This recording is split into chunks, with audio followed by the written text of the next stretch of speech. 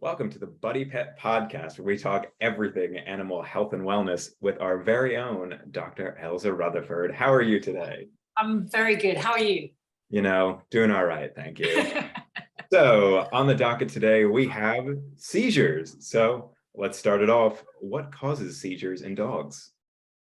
There's a lot of causes. Like people, we divide seizures in dogs into sort of two broad categories, and that's things within the brain and things outside of the brain. So, if your dog has a seizure, you take it to the vet, they'll talk about those things. And the type of things that can cause seizures outside of the brain would be things like toxins, things like liver disease or severe kidney disease. Those can actually, cause seizures to happen as well. Inside the brain, we're looking at true epilepsy, which is seizures of unknown cause. Meningitis, that's like an infection or inflammatory meningitis. And then, of course, sadly, there's things like tumors can also grow in the brain as well. So there's a lot of different causes. So how do I know if my dog has a seizure or has had a seizure? I think it's pretty obvious to most people if your dog is having a seizure. Most people can recognize that, though sometimes there's a few conditions that will overlap. So people will think their animals had a seizure because of what they're seeing, and it actually hasn't. But a lot of the time, the classic seizure, if you see it, would be your dog lying on the floor and all legs and all legs going, the whole body going, and they're not responsive to you when that's happening. So if people see that, usually they'll recognize as a seizure. What can be a little bit more difficult is if you've been outside, you've been out and you come back and your dog's behaving oddly and you're not sure. And dogs have, like people, they have sort of three phases that go along with seizures. So there's what we call the pre-ictal phase, which is what some people call the aura, which happens before a seizure. So a lot of dogs or cats will start pacing. They become a bit restless. So they'll pace around, they might whine, they might make noises, they might want attention. So their just behavior may seem a little bit odd preceding a seizure. And then it's a really similar thing after a seizure in what we call the post-ictal phase. It's a really similar kind of symptom. So your dog may not be behaving quite normally. Sometimes they'll be temporarily blind after a seizure. So they might sort of bash into things and sort of stumble around still after a seizure. So if you have been out and you come back in and you find your pet's doing any of those behaviors, it might be that they're about to have a seizure or that they've just had one. So it's really important to recognize those kind of symptoms as well. Yeah, of course. So if my dog is having a seizure, what should I do? Number one thing is be careful of yourself. It's when your dog is having a seizure, they're not aware of what's going on, and often their mouth will open and close, involuntarily and with quite a lot of force. And if you've got a bigger dog, like a German Shepherd or a Labrador or something like that, if you get your hand in the way of their mouth, you can actually get injured. So just be really careful yourself for your own safety. The next thing would be make sure that your dog itself is in a safe situation. So if you've got any stairs in your house and your dog is near the stairs, just be careful that they can't sort of tumble down them whilst having that seizure. Keeping the area dark. So if there are lights on in the house, turn the lights off. Put a big blanket. Sometimes putting a blanket over your pet can actually help calm them and reduce the length of a seizure. And turn off any loud noises. So loud noises can often sort of stimulate seizure activity to continue for longer or make it more severe. So if there's TV on, radio on, music blaring, people shouting, actually helps, although it is quite a sort of panicky situation for most people. The tendency is to shout for other people in the household to come and help, but actually the quieter you are, the calmer you are, the more likely that seizure is to be of a shorter duration. Yeah, I mean, that tip about keeping your hands away from their mouth, I don't think a lot of people would think to not do that, but that's great because it's so true. You could really Yeah, we often unfortunately see people that have tried to sort of intervene and they've been bitten in the process. So then you have this awful situation where we've got to deal with the pet and you deal with the seizuring animal while sending the owner off to hospital to have a wound dealt with. That can be quite serious. And obviously your dog doesn't mean to do that, but in the process, it's another traumatic thing that's happening. Yeah, not good for anyone, that's for sure. So are seizures painful for the dog?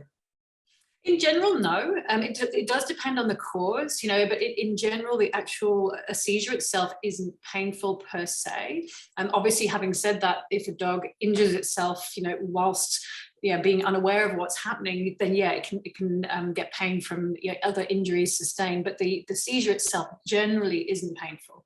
Okay. So how common are seizures in senior dogs, and honestly, just dogs in general as well? They're quite common, to be honest. Obviously we talked about the different types of seizures, and we tend to see different ages of animals having different causes as a general rule. So in general, we tend to see younger dogs having seizures because of things they've eaten that they shouldn't do. So toxins, and a lot of those are organic toxins, i.e. sort of leaves, plants, nuts, berries, that kind of thing that can be toxic to them. And things like chewing gum, actually, interestingly, xylitol that natural sweetener that we see in a lot of, it's often in chewing gum, but a lot of other kind of things as well. It can cause really low blood sugar in dogs, and that can cause seizures. And can cause some hepatic, some liver damage, which can also cause seizures. So that's the kind of thing that a young dog will just eat when it shouldn't do. So whereas in older dogs, and epilepsy, going back to that, epilepsy, so true epilepsy, which is seizures of no other cause, spontaneous seizures where there's no inciting reason for that. So that's true epilepsy or primary epilepsy. That happens in younger dogs, or it starts in younger dogs, usually about sort of under the age of 3. If a dog starts seizuring and we rule out all other causes, then that's true epilepsy. So that's in younger dogs, but then that obviously continues throughout the majority of their life. In older dogs, we tend to see seizures, unfortunately, more for sort of medical reasons. They tend to be a specific cause. Parasites can happen. There's certain parasites that migrate to the brain, infections, as I say. But also in older dogs, unfortunately, we tend to see more tumors in the brain that will cause seizures as well. Yeah, so I guess this is probably a question more for like younger dogs, but can they grow out of seizures? Depends on the cause. We do see meningitis is not an uncommon disease of younger animals as well. And sometimes they will sort of, with treatment, they can grow out of that. So it depends if there's a cause, really. If there's a cause and it can be treatable, then yes, we can manage that and sometimes alleviate the problem completely. So it doesn't mean lifelong medications. In general, though, the short answer is no. We occasionally see like a one isolated seizure for reasons that we never find out. You do a test and there's no cause, and they don't have another one. But in general, if it's an underlying cause that cannot be treated, then yeah, it's an ongoing thing. So dogs can just have one-off seizures and we really not know the reason for them?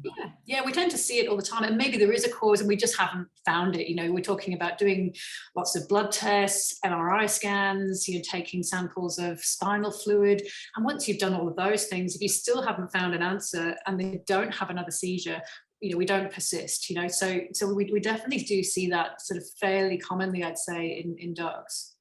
So after a dog has a seizure, what's the best thing you can do to calm your dog down?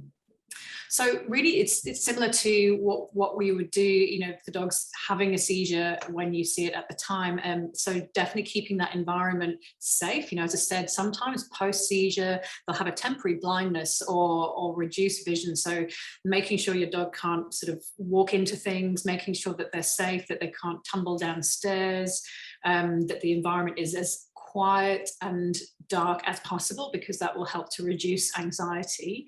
And it's a good idea just to, if it's the first seizure, definitely have them checked out. Even if they've come out of that seizure, it's quite possible they'll have another one in a short space of time. So definitely take them for a vet checkup for sure.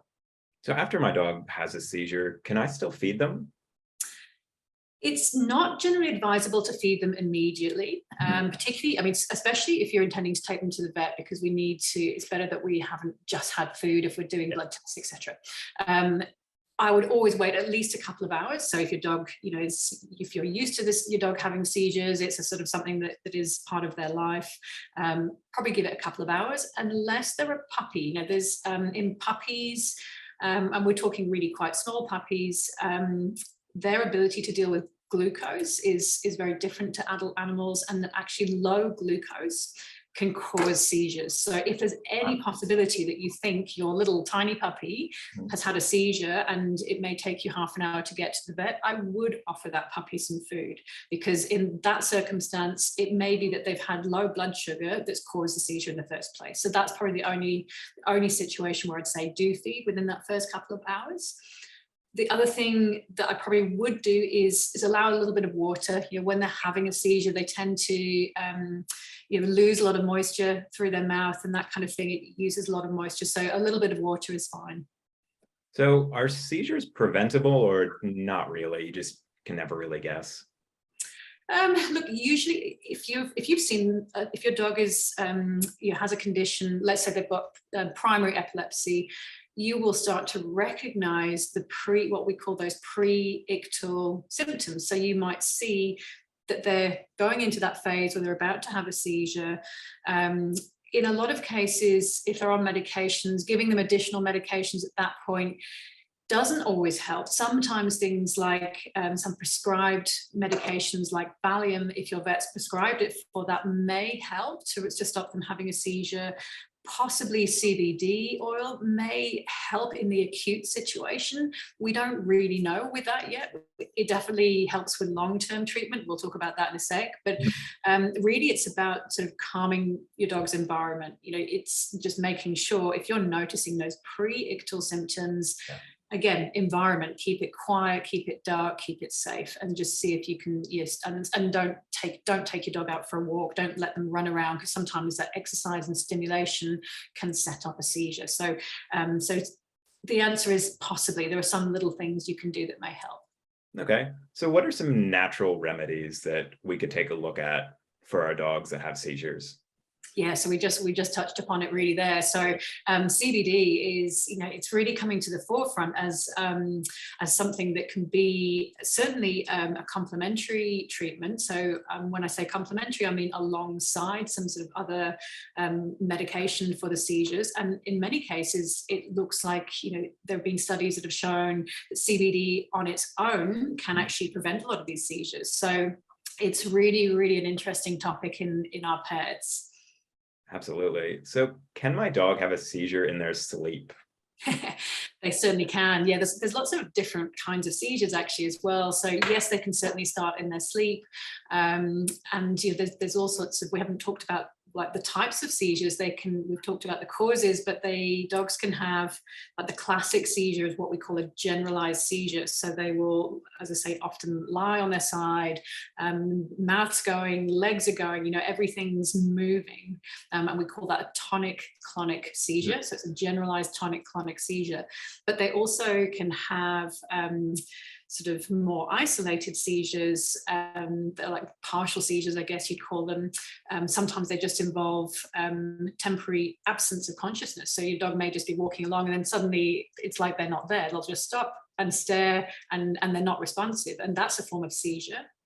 As is something called fly biting or fly catching. I don't know if you've heard of this, but it's where a dog, it looks like they've seen a fly. And so they'll be going about their business, and then they suddenly start biting in the air, and they'll just be snapping. And you look and there's nothing there, but they call it fly catching. It's the same kind of motion. And that's also thought to be a form of seizure. So there's lots of these little partial seizures. Mm-hmm. And any of those can be initiated during sleep as well. Oh, wow. So are there any foods that you should avoid giving your dog that suffers from seizures?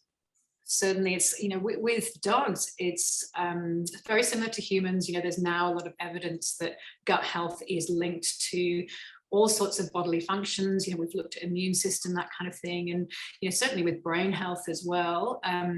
So having a balanced diet, super important. There's evidence that supplementing essential fatty acids can be of real benefit. And certainly there are some seizures that can be linked to liver disease. So if you look at something like a portemic shunt, which is where you have a sort of an abnormal vessel that bypasses the liver, so things don't get detoxified in the liver as they should do. And those dogs, if you feed them high fatty diets, that can often stimulate a seizure. Same with puppies. If they don't get a balanced diet, they will get low blood sugar very quickly. That can cause seizures. But essentially, it's having that balance. And there's evidence that supplementing with like antioxidants, there's natural antioxidants and anti-inflammatories. So by that, I'm talking sort of turmeric, which has curcumin in it. That's a natural anti-inflammatory. And sort of a natural antioxidant would be something like a vitamin E. And there's lots of things that contain that. So things like hemp seed oil contains natural vitamin E high levels. And then supplementing with essential fatty acids, again, for their anti-inflammatory actions. They have neuro anti-inflammatory actions. Yeah. So we touched on CBD briefly. So how does this help dogs with seizures, or what have the studies shown to help with in terms of seizures in dogs? So CBD works on the endocannabinoid system, and all animals have this, so humans and dogs and cats.